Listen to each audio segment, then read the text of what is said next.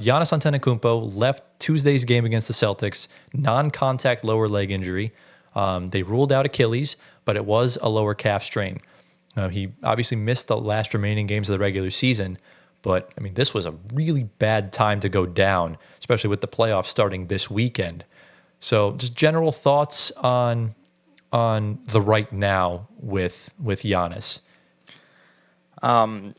It's definitely unfortunate. I think Bucks fans are probably just like, why couldn't you just sit him out for the last 3-4 games of the season and call it quits? But I did think the fans and the Bucks themselves wanted a higher seed. Well, yeah, they couldn't. They were, of course, they could have gotten as low as like 5. Yeah, you want home court at least past the first round, so he had to have played. Yeah, I think it's unfortunate. Injuries happen. You're not going to prevent someone from getting injured. So I think he'll come back. It's a calf strain. Calf strains are usually harder. Yeah. Take more time to come back. If it was an Achilles, he's out for the whole playoffs. That's it. I mean, that's over. That puts him at risk because we saw Kevin Durant do that in 2019. That's scary. Exactly. So now here's the thing with the lower calf strain, the muscle there is the soleus muscle. I know this because I'm now on PT. Yes. All right. Yes. So that's the soleus muscle. That's actually pound for pound the second strongest muscle in your body. Mm-hmm. Right. So if that's injured, you're now putting more stress on your Achilles, your upper calf. So that's all being compromised now. So it's because you're just trying to compensate everything, exactly. and it's gonna lead to other injuries. Yeah, and that's exactly what happened to Kevin. Yes. So yeah, it's definitely some scary shit. Obviously, the Bucks have not been as stable as they have been in years past. Obviously, now there's more pressure adding Damian Lillard. What does this mean for the Bucks in the playoffs this year? Because obviously we know the East is, for lack of better words, trash, and it's pretty wide open if Boston gets bounced. And clearly the Bucks are seen as a big favorite by most of NBA fans and NBA media. Without Giannis, what is this team's ceiling? Right now they're playing Indy first round. Mm-hmm. It's a first round exit. Yeah, I would think unless Dame just goes off, then I could, Yeah, I mean, it's tough because Dame can win them 2 games. Indy can't play defense. Yeah. So, like, there's always, like, a shot, but I don't know. The Bucks have been so shaky ever since they fired Bud. Even with Bud, they were shaky, but Budenholzer has good defensive schemes, a defensive-minded head coach. Without him, their numbers have been just really bad. Under Adrian Griffin, they were good, but they were still not great. And obviously under Doc, it's... Who knows? Doc's going to wind up being the scapegoat no matter what. So that kind of protects Giannis and protects them a little bit more. Yeah. But yeah, I don't know what the plan of attack is here for the Bucks. I think they probably sit him out for the first game, and if they lose, if it gets bad, then they'll probably bring him back. But I think he might come off the bench like the Warriors did with Steph. There's a lot of options they have. I just hope he doesn't have an injury, like a serious injury, right? Like what we were talking about before. Because if they put him in, like, is it really worth it? Like losing Giannis for a whole season for the next season, right? If he has God forbid, he has an Achilles tendon rupture, right? That's gonna set him back for a whole year and a half. It'll set him out for probably around the same did for KD. Yeah, He'll miss an entire season. He'll maybe miss a little bit more. Yeah, and this game revolves around explosive play. Right. So I don't know if that's worth it. Yeah, I think it's. I think you give Giannis the decision as well, but I also think you go off what the doctors are telling you and the time frame they're saying he can be back this game, this timeline. Right. I don't think you risk the long term, but I don't think they're thinking of the long term right now. I think they want short. Obviously, you're thinking of a short term. You're in the playoffs. You want to win.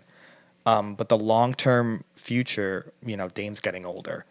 Without Giannis for a season, not saying Dame's going to completely just collapse, but Dame's getting older. He's on the older side. And you're surrounding cast around you, Bobby Portis, Brooke Lopez, all those guys are older as well. Right. How much younger are you going to get within a year with no Giannis? Right. I mean, that really, it comes down to Giannis himself, because the Bucks will go as far as Giannis gets them. He'll pull the plug if he wants out, and there's really nothing he can do. If he's out for the season, he asks out. I mean, there will clearly be teams interested, but the value is going to be a lot less compared to a healthy Giannis, right? We all know this.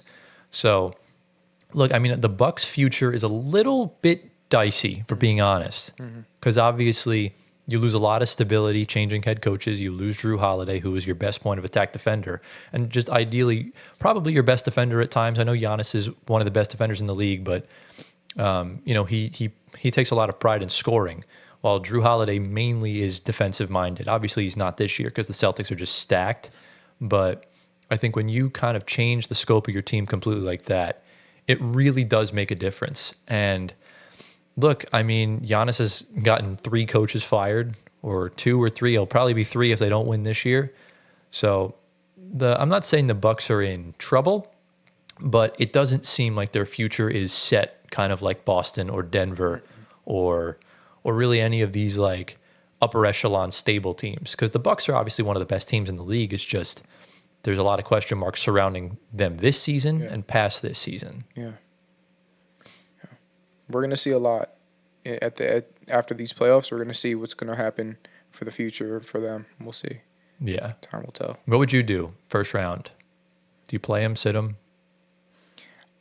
For me personally, I'm going to trust the doctors. If the doctors say he's okay to play and Giannis wants to go, he's going to go. And chances are he's a competitor. He wants to be out there for his teammates, for his guys. Exactly. So I'm honestly, if he wants to go and the doctor says, okay, be my guest, go out there, right? Why not? Right. So, yeah. Well, I mean, there's always that chance of him being a net negative. But it really just depends on how hampered he is. Because even last year against the Heat, he was still doing well. Mm-hmm. It's just the rest of his team crumbled around him. Right. Yeah. So what about you? Like I said, I think if everything checks out pregame, he's fine. He's not feeling anything in that calf. Why not give it a go? But if he is, definitely, I think minutes restriction. With even first, second game. I mean, even if you have any advantage, I would bring him off the bench. Yeah. Don't play him no more than 20, 25 minutes. Yeah. Unless you're really in trouble, then you have to kind of put him out there. It's just tough because we witnessed it happen with Kevin Durant. When you push a guy to his complete limit, because KD hadn't played for weeks, first game back, obviously we don't know the severity compared to Kevin Durant's calf strain, but any time you're dealing with the Achilles or anything lower leg related, you really need to be careful because you can screw yourselves over long term, especially you just gave the house to Portland. So it's tough, man. And it's really just a trade-off because the East is so open. It's just... Yeah, exactly. I think if it wasn't so open, they would be pushing to get him back right away. I think they're going to see what they can do with what they have, of course. And then Giannis will be just that, if we need to go to him, we'll go to him. Yeah. And see what happens. But I think we have to give some time and see what doctors and just how he's feeling. Yeah, That's essentially. all you can do. Also, I just expected a whole lot more from the Bucks this season. Dame and Giannis, like you expect a all-time great shooter and an all-time great like big man slasher, whatever you want to call Giannis, to be like outstanding together. It was good, but it wasn't what I expected. You know what I mean? I expected the Bucks to be good. I just expected them to struggle a little bit because of the losses of defense. Holiday. Right. Yeah. I mean, aside from losing Holiday, you lose Mike Budenholzer. We can say what we want about him not getting it done. They did get it done. And we've seen the way the Bucks have defended, and they just have not been to their standard. And at the end of the day, you need a top 10 defense in order to win the NBA championship. I think maybe one team in the past like 20 or 30 years hasn't had one, and it's worked out.